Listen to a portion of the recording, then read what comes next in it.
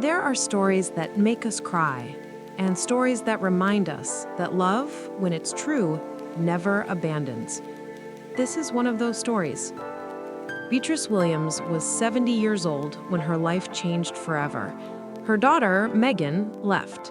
6 children abandoned. No note, no plan, just gone. Overnight, Beatrice became a mother again. Not by choice, but by love.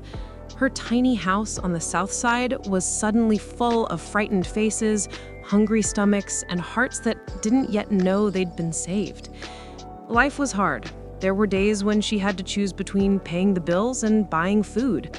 Nights when she sewed until her fingers bled just to keep the lights on. But every morning, she woke up, looked at those 6 faces, and kept going. Because that's what real love does. It keeps going. Then came Mr. Walter Harrison, a retired music teacher who saw in those children what no one else did, a spark. He offered to teach them for free, and slowly, note by note, music began to heal what life had broken. Their small living room became a sanctuary of sound. Ethan on guitar, Sophia's voice like a bell, Caleb tapping rhythms on the table, the younger ones following along. Months turned into years. The children grew, their music blossomed, and the world began to notice. They became the Williams siblings. 6 kids from the South Side whose songs were filled with pain, hope, and love. They recorded an album called Grandma's Love, and people listened. Millions listened. But just as their dreams began to come true, life reminded them of its cruel balance. Mr. Harrison collapsed during rehearsal. At the hospital, the doctor said his heart was failing. He had days, maybe a week.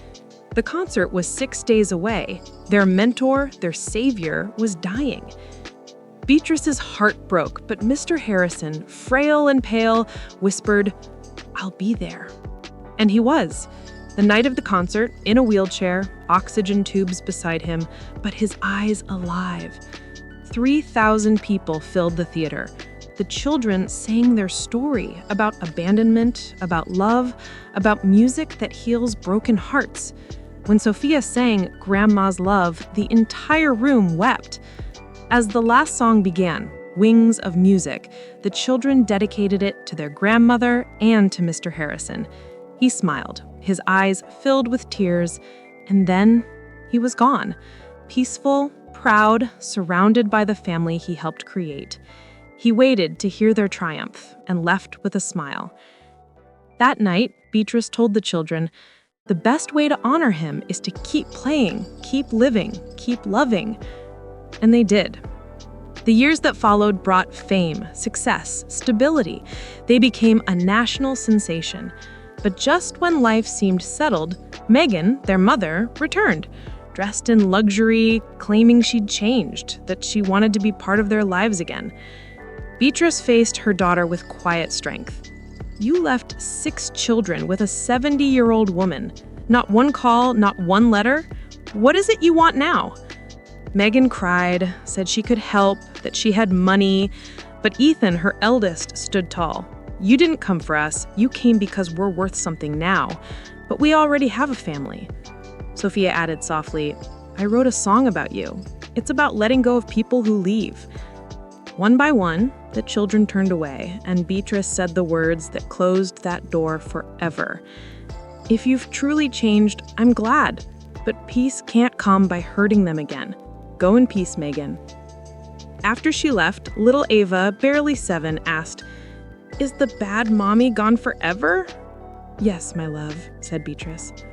Good, Ava whispered. You're my real mommy. And Beatrice had to step away to cry in private. Time passed. The Williams siblings became international stars. They filled arenas, toured the world, shared their music with millions. But they always came home to that same small house on the South Side. Fame hadn't changed them. Love had shaped them. One night, after their biggest concert yet, Beatrice sat in her kitchen, surrounded by memories. She whispered to the silence, We did it. Against all odds, we did it. Ava wandered in, sleepy, holding her teddy bear. "Mommy, are we always going to be together?" she asked. "Always," Beatrice said, touching her heart, "because real family isn't about blood. It's about love." That night, as she prayed before bed, she thanked God for the strength to keep going, for the mentor who had appeared when they needed him most, for the music that healed them all.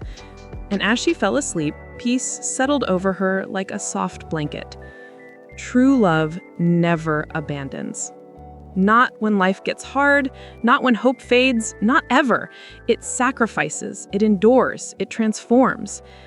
And that's what the Williams family proved to the world, that love, when it's real, is stronger than pain, stronger than loss, and strong enough to turn broken beginnings into beautiful endings. If this story touched your heart, share it with someone who still believes in love that never gives up. Because sometimes the stories that hurt the most are the ones that heal us the deepest.